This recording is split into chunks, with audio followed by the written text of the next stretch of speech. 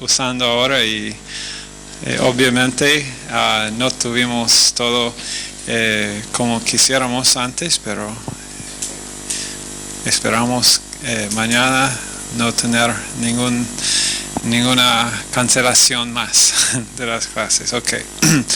Señor, bendice esta clase en el nombre de Jesús pedimos. Amén. Ok, este es resumen de doctrina. Clase número 7, ¿no? Ok. Resumen de doctrina. Nosotros estamos formando nuestra teología. ¿Qué significa teología? Ok, expresión racional acerca de Dios.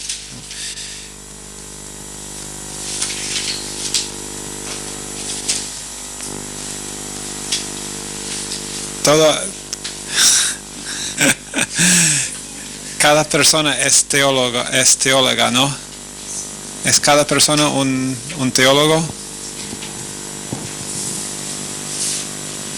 ¿Por qué? ¿Por qué decís sí, Mariela? ¿Por qué qué? Ok, cada persona, bueno, no sé si cada persona se puede expresar racionalmente o no. Debe, ese es mejor. Cada persona debe expresarse racionalmente acerca de su posición en cuanto a Dios se concierne. Bien, entonces, teología, la expresión racional acerca de Dios. Y nosotros dijimos antes que la meta de teología es ¿qué? ¿Qué es la meta de teología? ¿Oscar? No. En una forma sí, pero la meta de teología, Martín. Sistematizar las enseñanzas de la palabra de Dios. Ok, es la sistematización de las enseñanzas de la palabra de Dios. ¿Por qué sistematizar las enseñanzas de la palabra de Dios? ¿Por qué no simplemente decir, bueno, aquí está la palabra de Dios, de Génesis hasta Apocalipsis, está bien así, ¿no? ¿Qué significa sistematizar la palabra de Dios? ¿Por qué hacemos esto y qué es lo que estamos haciendo cuando decimos sistematización?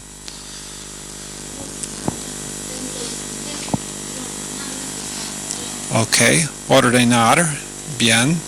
¿Tiene algo que ver esto con doctrina en categorías? ¿O no? Cuando nosotros decimos doctrina en categorías, ¿qué es que nosotros estamos diciendo? ¿Qué significa doctrina categórica? Aplicar porciones de la palabra para distintas circunstancias. No. Organizar la doctrina en categorías, sí, pero lo expreso así. Entonces, ¿cuál es el problema? ¿Cuál es el peligro en no tener doctrina en categorías o en no tener categorías de doctrina? ¿Cuál es el peligro? Si no tenemos doctrina en categorías, ¿qué es lo que vamos a hacer?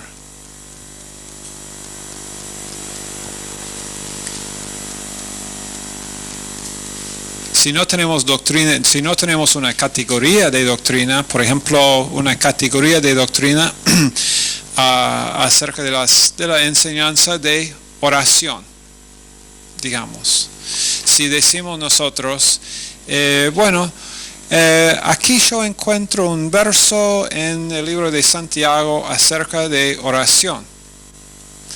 Y yo veo una oración y yo digo, bueno, eso debe ser entonces la norma y todo lo que Dios tiene que decirme acerca de oración. Y entonces, esto lo que veo acá es la doctrina completa de oración, porque está aquí, menciona la palabra oración en... A ver, vamos a encontrar un lugar y decir después oración. Orar en... Ups. Tengo que sacar estos para poder leer.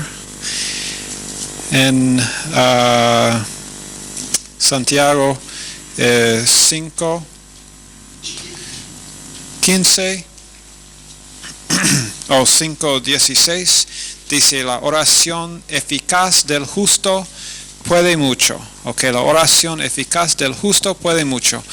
Ahí está todo lo que Dios tiene para decir acerca de oración. ¿Sí? Ahora ahí en este verso tenemos toda la definición que hay en la Biblia acerca de oración. ¿O no? ¿O es que hay más definición en la Biblia acerca de la oración? Hay más. Si es en cuanto a, digamos, a otras doctrinas, puede ser aún más peligroso no sistematizar, no categorizar doctrina. Por ejemplo, en cuanto al bautismo, uno puede pensar por sacar un verso aquí o allá y decir, porque Pedro dijo que debes creer y ser bautizado, y uno puede sacar ese verso, y muchos lo hacen, sacan un verso fuera de su contexto, forman una doctrina basada en un verso o 2 o 3 versos tal vez, y dicen, bueno, uno si no es bautizado no puede ir al cielo. No puede ser salvo si no es bautizado, según algunas personas que simplemente han sacado un verso, 2 o 3 versos tal vez, pero no han formado una doctrina basada en una categoría de versos que tienen que ver con bautismo. Y por eso es muy, pero muy peligroso el hacer esto, porque uno puede llegar a una conclusión equivocada. Entonces, cuando nosotros formamos nuestra teología, nuestra expresión racional acerca de Dios, estamos nosotros sistematizando. La meta de teología es sistematizar las enseñanzas, las categorías de enseñanzas de la palabra de Dios. Entonces, para poder decir de nuevo o después, aquí he usado una concordancia o usé algunas otras herramientas como por el propósito de poder ver todo lo que Dios tiene que decir sobre este asunto. Entonces ahí yo ahora veo más acerca de la naturaleza de Dios y más acerca de y yo puedo correlacionar estos versos con otros versos y después decir sí. Ahora yo sé que Dios es amor, sí, pero también Dios es justo. Si yo solamente leo un verso que dice Dios es amor, puedo llegar a una conclusión entonces que nadie irá al infierno. Y algunos han llegado a esa conclusión. Han llegado a la conclusión que aún Satanás va a ir al cielo. ¿Por qué? Porque Dios es amor, hermanos.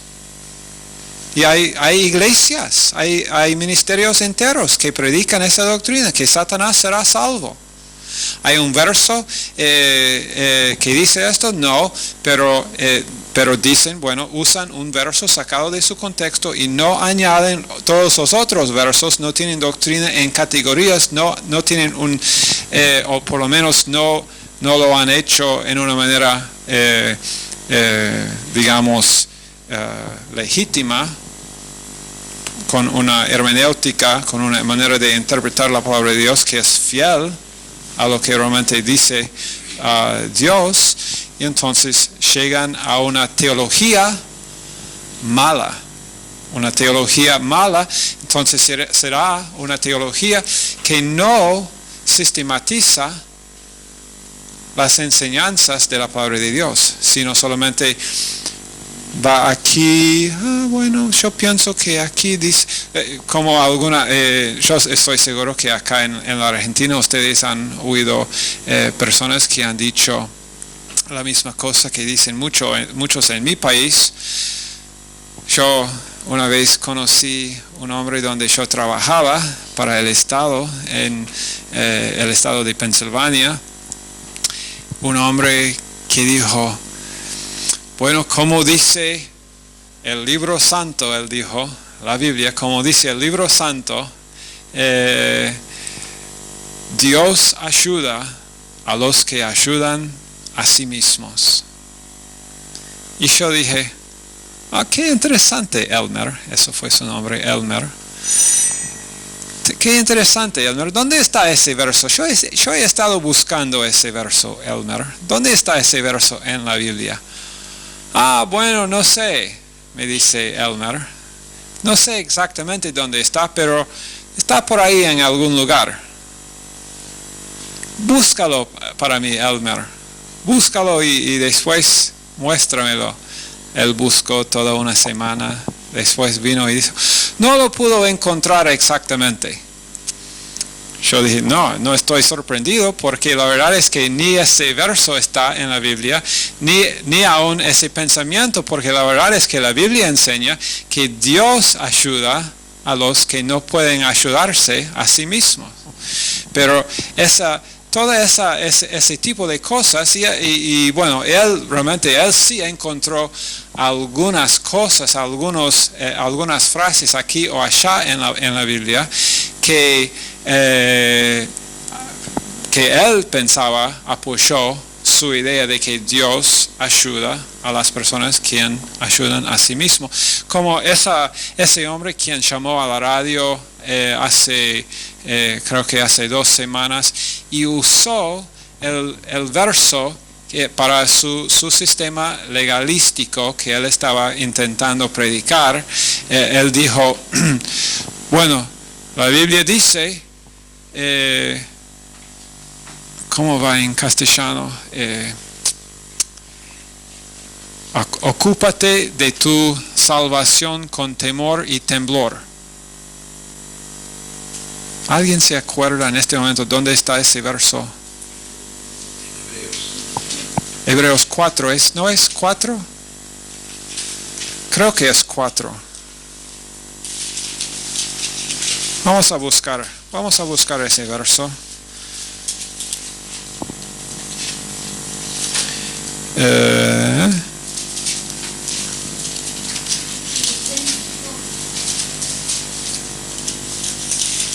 Filipenses.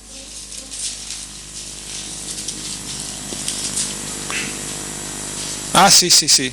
Ahí está. Filipenses 2:12. Por tanto, amados míos, como siempre habéis obedecido, no como en mi presencia solamente, sino mucho más ahora en mi ausencia, ocupaos en vuestra salvación con temor y temblor. Así dice, ¿no, hermanos? Ocupaos, ocúpete de tu salvación con temor y temblor. Ahí está, dice la palabra de Dios. Pero lo que ese hombre no hizo fue simplemente leer el verso siguiente que dice, porque Dios es el que en vosotros produce así el querer como el hacer.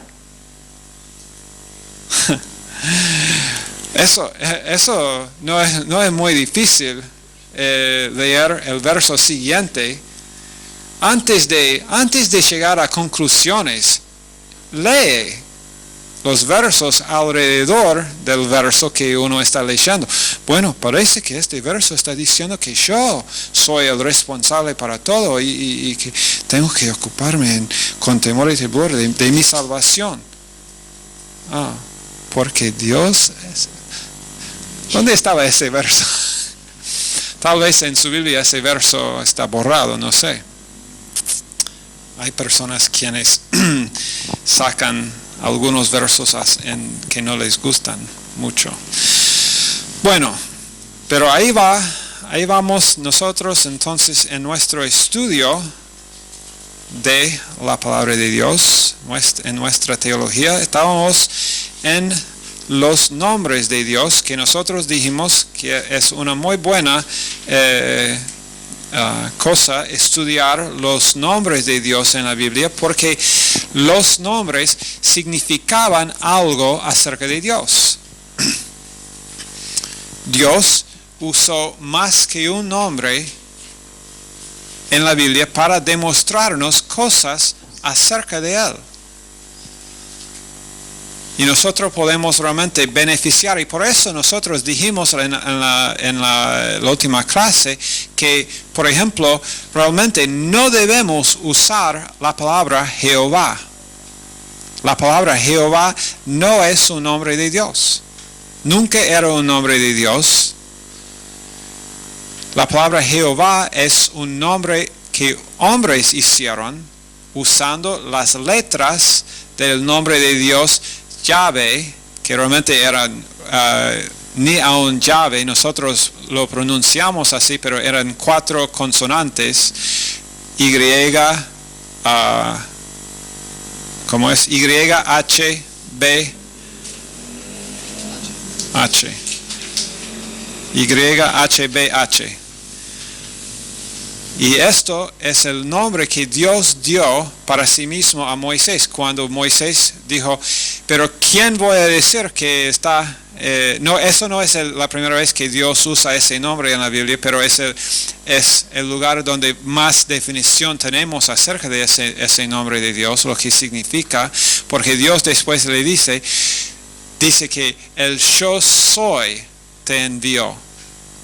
El yo soy. Entonces nosotros encontramos ahí en Éxodo 3:14 que ese nombre de Dios, YHWH, que nosotros pronunciamos Yahvé, que a veces se deletrea YAHBEH, simplemente para pronunciar ese nombre de Dios. Pero Jehová, ellos usaron los vocales para producir Jehová. Ellos usaron los vocales de Adonai, otro nombre de Dios, A-D-O-N-A-I. Adonai es otro nombre de Dios que significa Señor, amo o dueño. Señor, amo o dueño. También Adonai, así como se acuerdan cuál era el primer nombre de Dios que Dios da en la Biblia en Génesis 1:1 y en otros lugares, Elohim, que significa deidad singular o plural. Plural. Elohim, deidad plural, es una palabra ya plural, dándonos algo, alguna pista por lo menos acerca de la Trinidad, que Dios es 3 personas. Pero Adonai también relaciona a deidad y también es plural. Y deidad realmente se concentra más en el aspecto de Dios, de que Él es Señor, Él es nuestro amo y Él es nuestro dueño. Nosotros encontramos en algunos lugares claves Adonai, Génesis 19:2, Génesis 40 y verso 1, y 1 Samuel 1:15. Son algunos lugares claves donde nosotros encontramos Adonai, pero para producir Jehová, ellos tomaron los consonantes YHBH y añadieron los vocales de Adonai para después, bueno, esa palabra traducido ha sido más o menos transliterado o transliterada esa palabra del hebreo al español en Jehová. Que entonces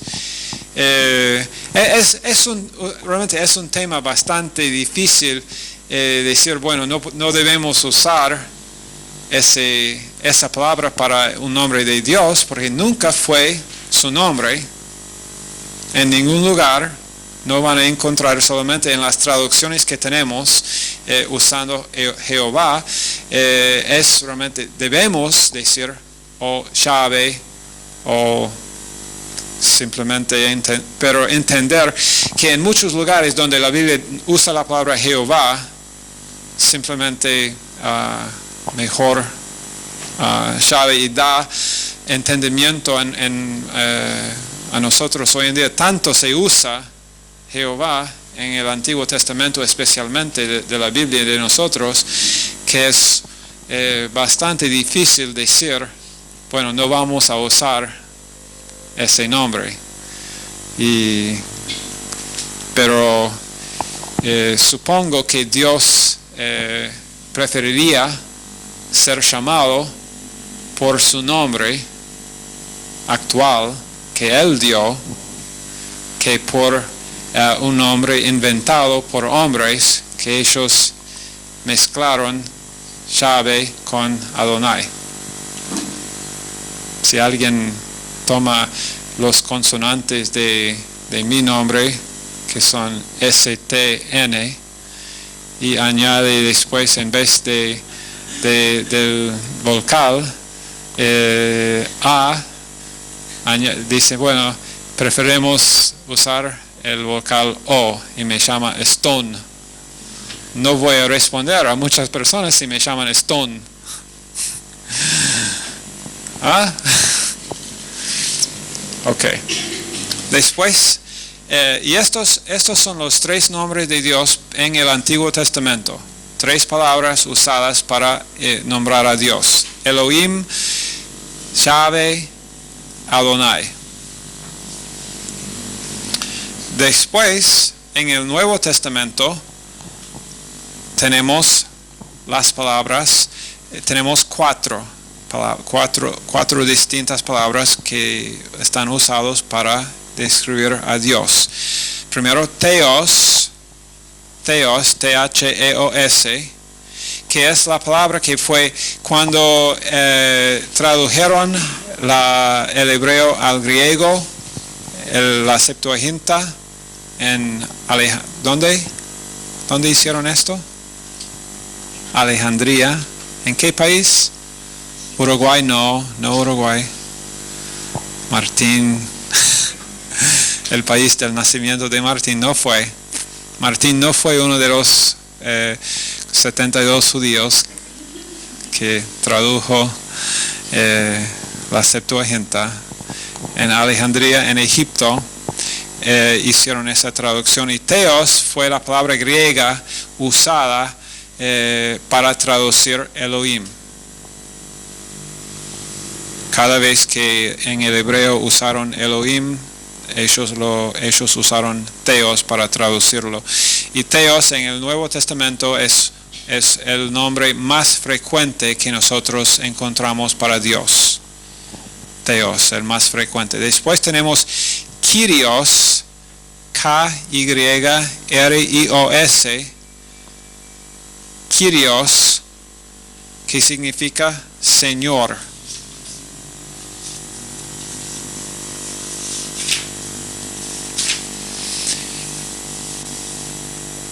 Estas dos palabras en Juan 20:28 eran usados cuando Tomás dijo al Señor, cuando él vio, Tomás, ¿se acuerdan de Tomás? Él era el discípulo que dudó, él era el último discípulo de ver el Jesús resucitado, Entonces cuando él vio finalmente a Jesús y Jesús dijo, bueno, aquí estoy. Si tú dijiste que no ibas a creer hasta ver el costado mío y las cicatrices, aquí estoy, mete tu mano, Tomás. Y Tomás no metió su mano, pero Tomás se arrodilló ante Jesús y dijo, Señor mío y Dios mío, Kyrios mío y Theos mío.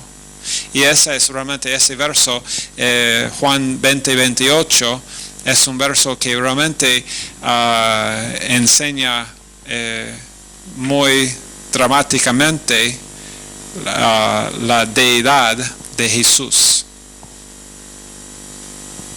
Porque los que dicen, y las personas que dicen que Jesús nunca proclamó ser Dios, bueno, en primer lugar están equivocados porque en muchos lugares Jesús lo hizo, pero acá Tomás dice, Kyrios, una palabra usada para Dios, Kyrios mío, que significa Señor mío, y Theos mío. Usa dos palabras distintas para referirse, entonces es sin dudar que él está diciendo Dios, Dios, Dios, Dios, tú eres Dios. Y Jesús, si no fuera Dios, ¿por qué no corrigió a su discípulo Tomás? Los que dicen, no, Jesús era un buen hombre, él era un muy buen hombre.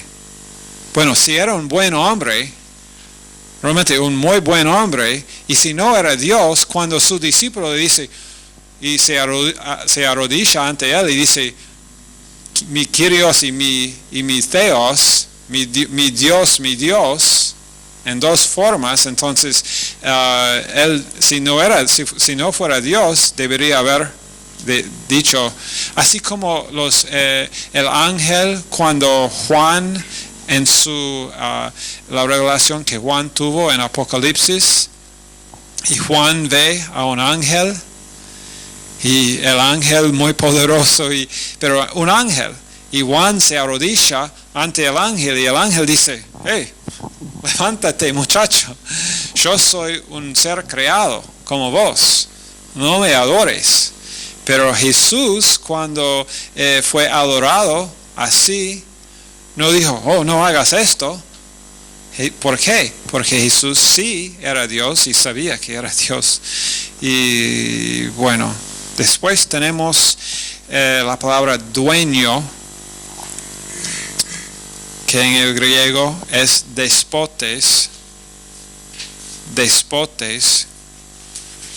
La palabra griega en el Nuevo Testamento que significa dueño, es otra palabra usada para describir a Dios. Esa palabra dueño ahí, o despotes, que significa dueño, tiene más que ver con el hecho de que Dios tiene autoridad en mi vida. Dios tiene autoridad en mi vida. Lucas 2:29, Hechos 4:24,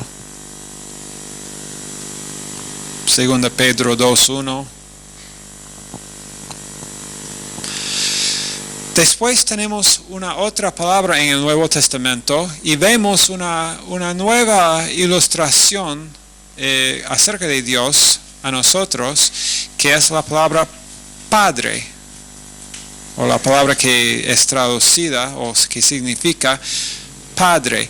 En el Antiguo Testamento en ningún lugar vemos que Dios se revela a sí mismo como nuestro Padre. En ningún lugar en el Antiguo Testamento, y solamente 15 lugares en el Nuevo Testamento, Dios se revela a sí mismo, describe a sí mismo con ese título, Padre. 15 veces es una revelación distinta al Nuevo Testamento acerca de la naturaleza de Dios, pero es una ilustración muy útil a nosotros, el conocer a nuestro Dios como nuestro Padre. Y la verdad es que fue porque Jesús comenzó a enseñar esto y comenzar a enseñar a los discípulos y a todos los que creyeron en Él, que Él tenía esa relación hijo de padre y Él estaba explicando a sus discípulos que ellos tenían esa relación, ese derecho de ser hijos adoptados, hijos en la familia de Dios y tener los mismos derechos como hijos que tuvo Jesús. Si la posición de Jesús en la familia de Dios es segura, ¿y cuántos creen que la posición de Jesús en la familia de Dios es segura? Espero que todos creen que Jesús no va a perder su posición hijo. Si su posición es segura, también la nuestra, porque Él compró nuestra posición. Nosotros, cuando nosotros entendemos esto, nuestra posición de hijo, eso realmente nos muestra mucho acerca de la naturaleza de Dios. Podemos realmente usar esta ilustración que Dios usa de sí mismo, de nuestro Padre, mucho en entender si Jesús lo usa, dice, bueno, si ustedes, siendo seres humanos, siendo pecadores, pueden como padres dar buenos dádivas o buenas cosas, pueden dar cosas buenas a sus hijos. Si tu hijo te pide pan, ¿le vas a dar una piedra? Si tú, un padre humano, puedes, bueno, y claramente un padre que es realmente, que tiene el corazón de padre, cuando el hijo le pide pan, no le va a dar una piedra, le va a dar todo lo que pueda, le va a dar todo lo que es bueno para su hijo. ¿Por qué? Porque es padre y tiene el corazón de padre. Y bueno, Jesús dice, bueno, si ustedes son así, tanto más tu Padre Celestial. Pueden ustedes entonces realmente relajar. Y si hay una cosa que el Padre quiere, si hay algo que realmente agrada, si hay algo que realmente agrada a un padre, es cuando sus hijos le confían. Cuando un padre ve que el hijo viene a él y dice, papi, no estoy seguro de esto, quiero que me expliques esto. Se sienten con él en su ¿cómo se llama? En su falda. No. Y se siente, o cuando un hijo viene y es tan confiado en la presencia del padre que viene y se sienta en su falda y después se duerme. Y el padre le mira y el hijo está con paz, confiado. Bueno, el padre, mi hijo. ¿Por qué? Porque eso da alegría al corazón del padre y de un padre humano. Y cuando nosotros simplemente usamos el hecho de que Dios se revela a sí mismo como nuestro Padre y podemos tener esa confianza en Él, entonces eso también agrada al corazón de Dios. Ok, después tenemos en 7 minutos la doctrina de la Trinidad. Ok, primero una definición.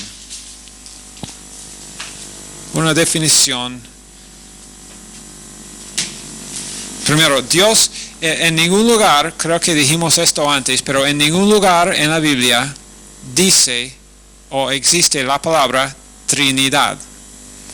Ningún verso no vas a encontrar ningún verso en la Biblia que dice Dios es una Trinidad. No, nunca dice esto. Pero sí hay enseñanza que da enseñanza muy clara acerca del hecho de que existe Dios mismo existe en 3 personas. Y entonces, y la Biblia sí enseña, por ejemplo, enseña claramente que Dios el Padre es Dios. También enseña, y vamos a ver esto en un minuto, también enseña que Jesús es Dios. También enseña que el Espíritu Santo es Dios. Y en otros lugares enseña, otra vez, estamos en categorías de doctrina acá. No se puede definir Trinidad, no se puede definir muchas cosas en la Biblia sin tener doctrina en categorías, sin tener una categoría de doctrina para poder decir, ahora entiendo. Muchas doctrinas realmente se puede equivocar mucho si no entendemos que, o si no buscamos para tener una categoría bien amplia acerca de estas cosas. Pero Dios, bueno, yo dije que también el Espíritu Santo es Dios. Yo dije esto, ok. Esta definición entonces, en la unidad de la deidad,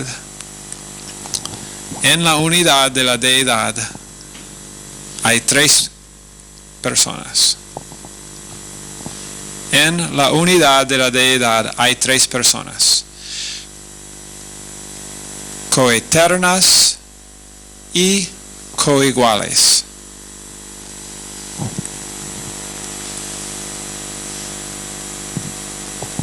En la unidad de la deidad hay 3 personas coeternas.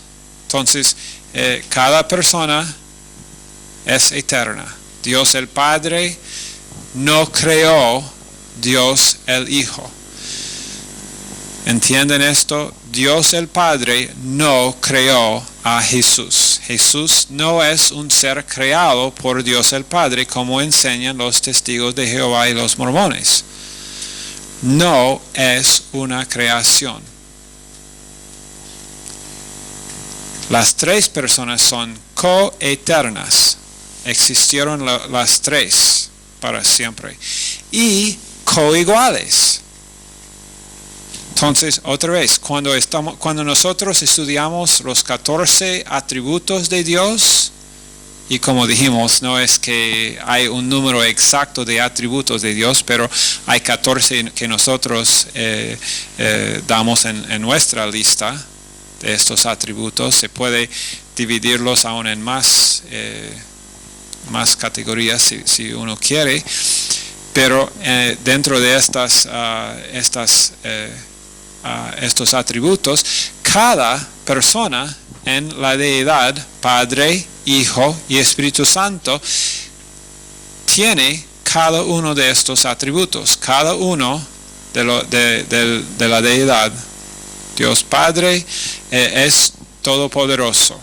Dios el Hijo es todopoderoso. Dios el Espíritu Santo es todopoderoso. Dios el Padre es omnisciente, sabe todas las cosas. Dios el Hijo es omnisciente, sabe todas las cosas. Y ahí algunos van a decir, pero Jesús hubo algunas cosas que Jesús no sabía en su humanidad. Bueno, en su humanidad es exactamente la verdad, pero acuérdense de que Jesús simplemente dejó a un lado el poder ejercer su deidad. Nunca dejó de ser Dios. En sus años acá, Jesús siempre era Dios. No podemos realmente entender y captar completamente la idea de que Jesús era Dios y Jesús era hombre. También esa es otra doctrina a la cual vamos a llegar en este curso, pero una doctrina muy atacada en la historia de la iglesia, una doctrina muy atacada, que algunos atacaron el hecho de que Jesús era Dios y dijeron no, era solamente un hombre, y siguen haciéndolo.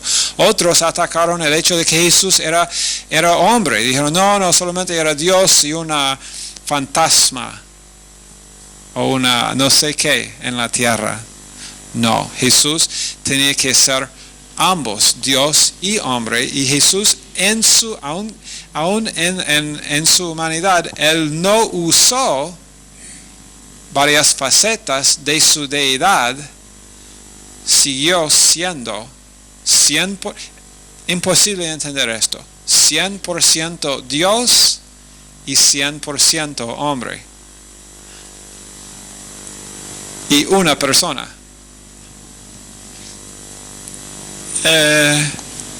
Soy un científico y eso es imposible.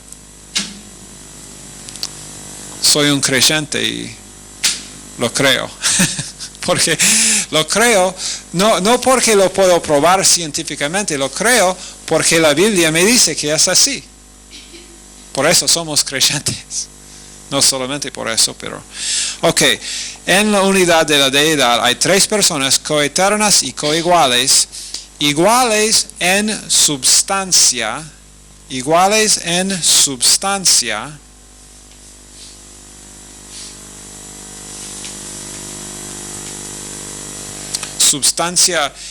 algunos prefieren acá la palabra esencia, puede ser, pero nosotros vamos a usar substancia, iguales en substancia, pero distintas en subsistencia.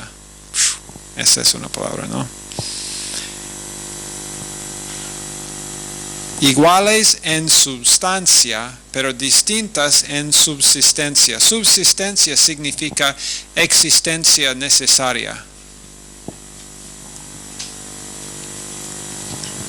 Ahí está nuestra definición. En la unidad de la deidad hay tres personas coeternas y coiguales, iguales en substancia, pero distintas en subsistencia. Espero que ustedes puedan hacer mejor que yo en pronunciar ese vocablo. Ok, vamos a terminar ahí por falta de tiempo. Vamos a decir unas cosas más acerca de la Trinidad. Vamos a decir solamente esto acerca de la Trinidad. Muchos intentan usar varias cosas en la naturaleza para explicar la Trinidad. Como usan agua, que existe en tres formas, pero es sólido, existe como gas y existe como líquido, pero los tres son agua. También otros dicen algunos usan como el sol. Dicen, y esto está en nuestro libro también, el sol, su luz y su poder. Dicen como el sol mismo es como Dios Padre y entonces la luz del sol es como el Hijo y el poder del sol es como el Espíritu Santo. Pero pueden leer todo esto en tu libro, pero la verdad es que para mí yo prefiero no intentar reducir Dios a sol y agua. Para mí mejor no intentar tanto explicarlo en términos humanos. Simplemente creer, simplemente recibir lo que dice la palabra de Dios y decir, bueno, la palabra de Dios enseña claramente que Dios el Padre es Dios. que tiene los atributos de Dios. Enseña que el Hijo Jesús es Dios y que el Espíritu Santo igual es Dios. Y son personas distintas, pero igual hay un solo Dios. Si alguien realmente puede captar esa idea en su mente limitada humana, esa persona yo no la he conocido todavía, pero podemos aceptarlo. Señor, bendice estos estudiantes y esta clase. Y es en el nombre de Jesús oramos. Amén. Okay.